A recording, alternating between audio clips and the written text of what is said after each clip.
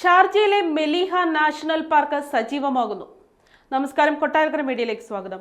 വിനോദസഞ്ചാരികൾക്ക് ഇതാ ഒരു സന്തോഷ വാർത്ത. ഷാർജയിലെ മെലീഹ പാർക്ക് സജീവമാകുന്നു.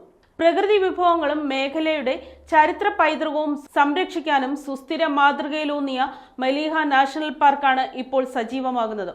ഇതിന്റെ ഭാഗമായി രാജ്യത്തിനകത്തും പുറത്തുമുള്ള കൂടുതൽ സഞ്ചാരികളെ സ്വാഗതം ചെയ്യാനായി കം ക്ലോസർ ക്യാമ്പയിനും തുടക്കമായി.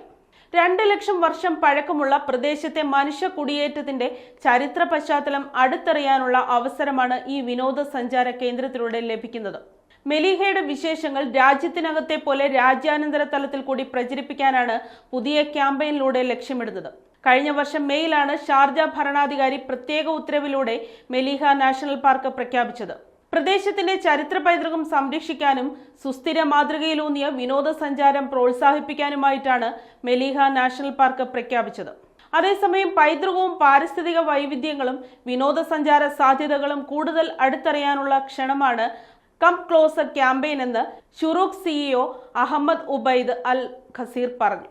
ചരിത്രം, പ്രകൃതി, വാനനിരീക്ഷണം, സംസ്കാരം, സാഹസികത എന്നിങ്ങനെ 5 വ്യത്യസ്ത തീമുകളിലാണ് മെലീഹയുടെ പുതിയ ക്യാമ്പയിൻ രൂപകൽപ്പന ചെയ്തിരിക്കുന്നത്. മേഖലയിലെ തന്നെ പുരാതന ചരിത്ര സംസ്കാരവും നരവംശാസ്ത്രത്തിന്റെ 200 വർഷത്തോളം പിന്നിലേക്കുള്ള ശേഷിപ്പുകളും കണ്ടെത്തിയ മെലീഹ യുനെസ്കോയുടെ ലോക പൈതൃക പട്ടികയിലേക്ക് നോമിനേറ്റ് ചെയ്യപ്പെട്ടിട്ടുണ്ട്. നൂറ്റാണ്ടുകൾ പഴക്കമുള്ള കച്ചവട പാതകളും സാംസ്കാരിക വിനിമയങ്ങളും കൊട്ടാരങ്ങളുമെല്ലാം ഖനനം ചെയ്ത് കണ്ടെത്തിയിട്ടുള്ള മെലീഹ അപൂർവ ഇനം പക്ഷികളും സസ്യങ്ങളും കാണപ്പെടുന്ന ഇടം കൂടിയാണിത്. പാർക്കിന്റെ സൗന്ദര്യാത്മക മൂല്യത്തെ തടസ്സപ്പെടുത്തുന്നതോ വന്യജീവികളെ കൊല്ലുന്നതോ ഉപദ്രവിക്കുന്നതോ പ്രതികൂലമായി ബാധിക്കുന്നതോ ആയ പ്രവർത്തനങ്ങൾ അനുവദനീയമല്ല. സാഹസികത ഇഷ്ടപ്പെടുന്നവർക്ക് നിരവധി പ്രവർത്തനങ്ങളും ഇവിടെയുണ്ട്.